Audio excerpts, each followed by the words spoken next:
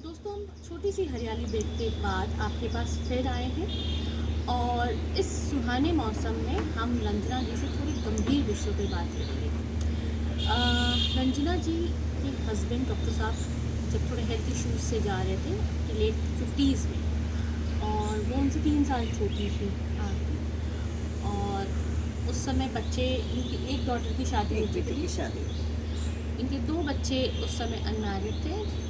तो हम पूछेंगे उन्होंने उस समय सिचुएशन को कैसे हैंडल किया, विच में inspire many of our audience. Life can give you challenge any moment and with what attitude you can handle this. Ranjana ji, आप बताएं। मैंने 95 में अपनी एक बेटी की शादी की। उसके 2 साल बाद उनको हेल्थ इश्यूज शुरू हो गए थे, लेकिन कोशिश यही रहती थी कि ये बहुत अपने आप को कंट्रोल इसलिए करते थे कि शायद मुझे नहीं चाहते थे कि मुझे कुछ प्रॉब्लम हो, इनके जो भी है। मतलब अपनी लेकिन हालात आप पे जाहिर नहीं कर सकते कि आप कंसर्न हो। हाँ, क्योंकि हाँ, और ये 8 साल रहा। 97 से इनकी प्रॉब्लम शुरू हुई थी और 95 में डॉक्टर साहब हमारे साथ नहीं रहे फिज़िकली। ये 8 साल बहुत मुश्किल समय था,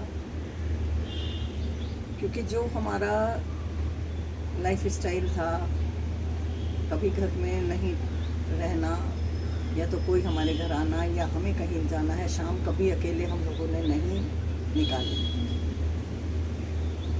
और इनकी तबीयत ख़राब के बाद में फिर वही था कि बाहर जाना आना सब कुछ एक तरह से बंद ही हो गया था। पूरी लाइफ स्टाइल ही चेंज हो गया था। लेकिन हमारे फ्रेंड्स ने, हमारे रिलेशंस ने, हम सभी ने बहुत कोऑपरेट किया, क्योंकि डॉक्टर साहब को सबके साथ मिलके बैठना, बातें करना बहुत पसंद था। और उस समय डॉक्टर साहब के जो कोलीग्स थे उन्होंने भी बहुत हेल्प की कि जब ये लेक्चर नहीं ले पाते थे तो वो कहते थे डॉक्टर साहब नहीं, आप रेस्ट करिए, जो भी वो काम है हम देख लेंगे। जब इनको ज़्यादा ज़रूरत होती थी ये तभी कॉलेज में जाते थे। लेकिन ये कैसे निकला समय, सबके कोऑपरेशन से, सबके सहयोग से वो निकला है 8 साल। बहुत अच्छे से याद है कि जब पहली बार तबीयत खराब हुई थी तो हम मेरठ हॉस्पिटल में थे। इतने लोग थे जान पहचान के कि सुबह से लेकर रात तक आना जाना लगा रहता था। डॉक्टर भी ये कहता था कि भाई कमाल है डॉक्टर साहब का। और मेरे फादर सुबह 6 बजे आ जाते थे, बेंच पे बैठ जाते थे बाहर और रात तक जाते थे। मैं ये कहती थी कि पापा जी आप बेकार में परेशान हो रहे हैं, तो वो ये कहते थे कि क्यों, क्या प्रॉब्लम है, मैं बैठा ही तो हूँ। आपने कहा कि उन्होंने ऐसे कहा कि आपको टच कर गया, फिर हाँ, आपने दोबारा उसके बाद मैंने दोबारा नहीं, ठीक है आते हैं बैठते हैं। मेरा ब्रदर भी बहुत अटैच था इनसे, और उसकी वाइफ का ऑपरेशन हुआ था, लेकिन उसने ये कहा कि मैं जिया जी के साथ ही रहूँगा। जब हम दिल्ली दिखाने के लिए गए, मैं जिया जी के साथ ही रहूँगा और मैं जिया जी को ठीक करके ही लाऊँगा। और उसकी वाइफ का ऑपरेशन था कि उसको देखने वाले बहुत लोग हैं, मैं जिया जी के साथ रहूँगा। तो ये ऐसी चीज़ें हैं जो हमेशा तक याद रह जाती हैं, और हमेशा एक सेंटिमेंटल फीलिंग होती है इस बात की कि आपको संबल का काम करता है कि लोग आपके साथ हैं। हाँ, और सभी फैमिली, पूरी फैमिली, इनकी तरफ की भी पूरी फैमिली और मेरी तरफ की भी पूरी फैमिली हमेशा बहुत सपोर्ट किया इनकी बीमारी के समय। जब डॉक्टर ने जवाब दे दिया था कि अब हम कुछ नहीं कर पाएंगे, तो क्योंकि डॉक्टर साहब जब रोटेरियन रहे हैं, रोटरी में रहे हैं, रोटेरियन डॉक्टर चैतन्य स्वरूप कहने में बड़ा अच्छा लगता है। तो ये जब आई कैंप लगता था तो ये 8 दिन टोटल वहीं रहते थे, पूरा देखते थे उसको। और इनका ये था कि मुझे आई डोनेट करनी है। तो जब लास्ट डॉक्टर ने जवाब दे दिया कि अब हम कुछ नहीं कर पाएंगे, तो मैंने बच्चों से पूछा कि बच्चों, पापा की ऐसी इच्छा थी, बहुत मुश्किल समय था, बहुत मुश्किल दौर था, लेकिन उनकी इच्छा भी पूरी करनी थी। तो तीनों बच्चों ने यही कहा कि मम्मी जैसा आप चाहती हैं, जैसे आप पापा चाहते थे, आप वैसे ही करिए। तो उन्होंने आई डोनेशन किया। आई डोनेशन। दोस्तों, ये एक हम लोगों के लिए भी बहुत बड़ा मैसेज है कि हम लोग एक अपनी बॉडी का प्रीशियस पार्ट जो हमारे जाने के बाद भी जिंदा रह सकता है, किसी दूसरे को, एक नहीं दो जन को, क्योंकि डॉक्टर एक कॉर्निया एक को देते हैं, दूसरे पेशेंट को दूसरा, तो हम 2 लोगों के जीवन में उजाला ला सकते हैं। हाँ रंजना जी, हम आगे। मेरी छोटी बेटी और बेटा, बच्चे तीनों बहुत अटैच थे, लेकिन बड़ी बेटी डॉक्टर थी तो वो अंदर ही रही। छोटी बेटी और मेरा बेटा वो देख ही नहीं पा रहे थे इनकी, क्योंकि लास्ट समय में बहुत तबीयत खराब हो चुकी थी। तो जिस दिन डॉक्टर साहब ने हमें छोड़ा है, उस दिन सुबह को जब डॉक्टर ने मना कर दिया था कि अब हम कुछ नहीं कर पाएंगे, तभी बेटी ने कहा कि नहीं, जब तक हम कर सकते हैं जब तक हम करेंगे। लेकिन 29 दिसंबर की सुबह अभी भी याद है कि बिटिया पापा के पास बैठी हुई गीता का पाठ कर रही है, और उसको पता है, क्योंकि डॉक्टर थी तो उसको पता था कि शायद अब कुछ नहीं हो पाएगा। तो उसने पापा से यही कहा, पापा कि अब आपकी ये हालत हमसे नहीं देखी जा रही, या तो आप वापस आ जाओ, और या अब हम जाओ अब। और जहाँ तक मुझे लगता है कि आपको मम्मी की चिंता है, मैं मम्मी की रिस्पॉन्सिबिलिटी लेती हूँ कि मम्मी की देखभाल हम करेंगे बच्चे।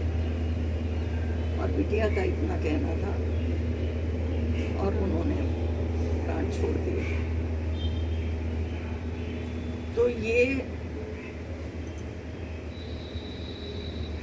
पता था इतने समय से, क्योंकि इतनी बीमार हालत, इतना तबीयत खराब देख रहे थे।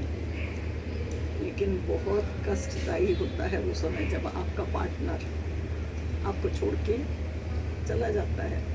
लगता है कि शायद दुनिया में कुछ भी नहीं बचा, लेकिन उसके बाद में भी सब रिलेशंस की, बच्चों की, सबकी सपोर्ट से how you recollected and boosted yourself ma'am, ये बहुत इम्पॉर्टेंट है, क्योंकि अभी कोविड के दौर पे बहुत सारे लोग हैं जो अपने बहुत ही प्रीसियस स्वजनों परिजनों को इसके लिए ये फील कर रहे हैं, इस एक्सपीरियंस से जा रहे हैं। How you know recollected yourself, I will say recollected yourself and lived life, because I have always seen you smiling. जो होना होता है सब उसी तरह से होता है, सब ईश्वर पहले से ही सोच के रखता है क्या करना है। सोच भी नहीं सकते थे कि डॉक्टर साहब के जाने के 1.5 महीने बाद मैं बेटे की शादी करूंगी, क्योंकि ऑलरेडी फिक्स हो चुकी थी। सभी लोगों ने, मेरे बच्चों ने, सभी रिलेशंस ने, सबने साथ दिया। लेकिन मुजफ्फरनगर छोड़ना बहुत मुश्किल लग रहा था। I can understand. आपने कितने साल मुजफ्फरनगर बिताए? हमने 30 साल मुजफ्फरनगर बिताए। 76 में आए थे और 2006 में छोड़ा है। तो मुजफ्फरनगर का आसमान भी, ज़मीन भी, माहौल भी सब अपना सा लगता था। और एकदम नई जगह शिफ्ट करना, लाइफ एकदम ही चेंज हो गई थी, लोग सबका जाना। आप कहाँ शिफ्ट हुए फिर? हम गुड़गांव शिफ्ट हुए, क्योंकि बेटा और बहू दोनों जॉब करते थे गुड़गांव में। तो बच्चों ने नहीं अकेले छोड़ा कि नहीं साथ ही आना है। लेकिन एकदम मुजफ्फरनगर छोड़ना, डॉक्टर साहब का साथ ना होना, नया माहौल, नए लोग, बहुत मुश्किल होता है एडजस्ट करना। लेकिन सबसे अच्छी बात थी कि बच्चे साथ थे। लेकिन उसके बाद में भी बहुत खालीपन लगता था। डॉक्टर साहब की कमी पूरी नहीं हो पा रही थी। तो ये था कि क्या करना चाहिए, तो फिर मैंने हिम्मत करके बुटीक शुरू किया। छः महीने कपड़ों की हाँ 6 महीने बाद ही, क्योंकि मैं अपने आप को बिजी रखना चाहती थी, कुछ करना चाहती थी, खाली बैठना नहीं हो पा रहा था। तो बुटीक शुरू किया, बहुत अच्छा बुटीक था।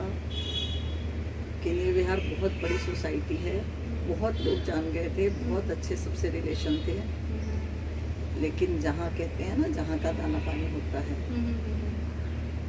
यहाँ शुभांचल हॉस्टल की ऑफ़र आई कि ऐसे ऐसे आपको हॉस्टल देखना है, संभालना है, एडमिनिस्ट्रेशन देखना है आपको सारा। आके देखा, लगा कि एक चैलेंज है। हाँ, क्योंकि बिल्कुल यंगर जनरेशन अब आपके पास कभी जॉब किया नहीं था, हाँ। कभी बच्चों से अलग नहीं रहे थे, फैमिली से अलग नहीं रहे थे, तो एक बहुत बड़ा चैलेंज था। लेकिन ये सोचा कि करके देखने में क्या है, करके देखते हैं, नहीं हो पाएगा तब देखेंगे क्या है, देखते हैं। तो उस समय मेरी डॉटर इन लॉ, मेरी बहू ने ये कहा कि मम्मी आप क्यों जाना चाहती हो? मैंने कहा बेटा मैं कुछ करना चाहती हूँ, मैं खाली नहीं बैठना चाहती। कि आपका बुटीक तो है, मैंने कहा ठीक है बुटीक है, लेकिन ये बुटीक अब हमारी एज के हिसाब से आगे शायद मैं नहीं रन कर पाऊँ, तो देखते हैं, वहाँ अगर नहीं हो पाएगा तो फिर बुटीक कर लेंगे, क्या है। अच्छा मैम, मुझे हर वक्त ये प्रश्न दिमाग में आता है कि उस एज में आपने एडमिनिस्ट्रेशन का जॉब कभी नहीं हैंडल किया था, इनफैक्ट आपने कभी कोई जॉब ही हैंडल नहीं किया था, और फिर एक जनरेशन गैप की लड़कियों को आपको हैंडल करना था अच्छा खासा। आपने, हो सकता कि as a professor's wife you were in touch with the students, वो चीज़ आपको मोटिवेट किया हो, और बट यहाँ 300-350 लड़कियाँ हैं, तो हैंडलिंग सो मैनी स्टूडेंट्स, क्योंकि एक क्लास में तो आपको 50 या 100 से ज़्यादा बच्चे क्या होंगे, यहाँ 350 लड़कियाँ आपने हैंडल किया और आप सक्सेसफुली 8 साल से हैंडल कर रही हैं। तो व्हाट वाज योर इंस्पायरिंग और गाइडलाइन थिंग्स फॉर यू कि हाँ मुझे ऐसे हैंडल चलना है? देखिए मुझे ना अपने पे ये कॉन्फिडेंस था कि कोई भी लेडी अगर हाउस वाइफ है, वो अपने घर को, अपनी फैमिली को, अपने बच्चों को अच्छे से हैंडल कर रही है, अच्छे से चला रही है, वो अपने आप में सेटिस्फाइड है, नॉट दूसरे सेटिस्फाइड है। आप अपने आप में सेटिस्फाइड हो कि मैंने अपने बच्चों को अच्छी एजुकेशन दी है, मैंने अपने फैमिली को अच्छे से चलाया है, मैंने अपने घर को अच्छे से चलाया है, कम मीन्स हो या ज़्यादा मीन्स हो, उसमें एक मुझे जो लगता है कि कभी बच्चों को किसी चीज़ की कमी महसूस नहीं होने दी, कभी बच्चों को ये नहीं लगा कि हम किसी से भी हम कम हैं, क्योंकि एक तो पढ़ाई में बहुत अच्छे थे तीनों बच्चे, और होली एंजल्स में जहाँ उनकी एजुकेशन हुई है, वहाँ भी हर उसमें उनका नाम होता था, कोई हर पार्टिसिपेशन, डिबेट हो, कल्चर प्रोग्राम हो, ये जो उनका पेरेंट्स डे हो या कुछ भी हो, तीनों बच्चे, या स्पोर्ट्स हो, तीनों बच्चों का बहुत पार्टिसिपेशन रहता था। तो मुझे ये लगता है कि मैंने, मेरे हस्बैंड ने, दोनों ने ही, मतलब पेरेंट्स ने, हमने कम मीन्स में भी अपने बच्चों को बहुत अच्छा किया। तो ये है कि कॉन्फिडेंस ये था कि हम घर को अच्छे से चला पाए, अपनी फैमिली को अच्छे से रन कर पाए। तो अगर आप दिल से कोई भी काम करना चाहें तो ऐसा नहीं है कि नहीं कर पाएंगे। तो हॉस्टल था, तो जब यहाँ जो मैनेजमेंट है, जो ट्रस्टी मैडम है, उनसे भी बात हुई, तो उनसे भी यही कहा कि मैं इसको एज अपने काम की तरह, नॉट जॉब की तरह, मैं ये सोच के कि ये मेरा हॉस्टल है, मेरा काम है, मुझे देखना है, मुझे करना है, मैं उस हिसाब से कोशिश पूरी करूँगी कि उस हिसाब से मैं इसको कर पाऊँगी। और मुझे अपने आप में थोड़ा सा कॉन्फिडेंस था, और आज ये कह सकती हूँ कि गर्व भी है शायद कि 8 साल बच्चों के साथ यहाँ 300 लड़कियाँ हैं, आना जाना रहता है, कुछ जा रही हैं, कुछ छोड़ के जा रही हैं। तो बहुत अच्छा लगता है कि जब मैं बच्चों के साथ एज ए वार्डन तो हूँ, as a mother, as a friend, as a well wisher, मैं बच्चों के साथ इस तरह से रहती हूँ। और मुझे हैंडल करना इसलिए प्रॉब्लम कभी नहीं लगी क्योंकि सब वर्किंग हैं। थोड़ा सा जब आप वर्किंग में आ जाते हैं तो आप समझदार हो जाते हैं। कभी कभी होती हैं प्रॉब्लम्स आई तो उनको हैंडल डांट के प्यार के कैसे भी। दोस्तों, रंजना जी के लाइफ से हमें ये मैसेज मिलता है कि life can give you any challenge और आप उस चैलेंज को एज इट इज़ एक्सेप्ट करें और ख़ुद को हमेशा चेंज करने के लिए अगर आप तैयार हैं तो कठिन से कठिन परिस्थितियों को आप एक अपॉर्चुनिटी की तरह ले सकते हैं और अंत में मुस्कुराते हुए ऐसे ही। मैं एक बात और कहना चाहूँगी आपसे कि कोविड का समय था, 4 महीने इसको एज ए कोविड वॉरियर मैंने इसको एक्सेप्ट किया। मेरे बच्चों ने बहुत कहा कि आप आ जाइए, आप वहाँ 300 सब लोगों के टच में रहेंगे, हमें परेशानी होती है। जिनमें हेल्थ वर्कर्स भी बहुत है, यहाँ नर्सिंग स्टाफ। हाँ, नर्सिंग स्टाफ है। मेरा ग्रैंडसन मेरे से बोलता है कि अम्मा आप क्यों नहीं आ रही हो। मैंने कहा बेटा मेरे पास 300 लड़कियों की रेस्पॉन्सिबिलिटी है, हॉस्टल की रेस्पॉन्सिबिलिटी है, नहीं आ सकती। तो अम्मा मेरा क्या है, क्या मैं आपकी रेस्पॉन्सिबिलिटी नहीं हूँ। मैंने कहा बेटा आप मेरी प्रायोरिटी हो, हमेशा रहोगे, और लेकिन ये हॉस्टल मेरी रेस्पॉन्सिबिलिटी है।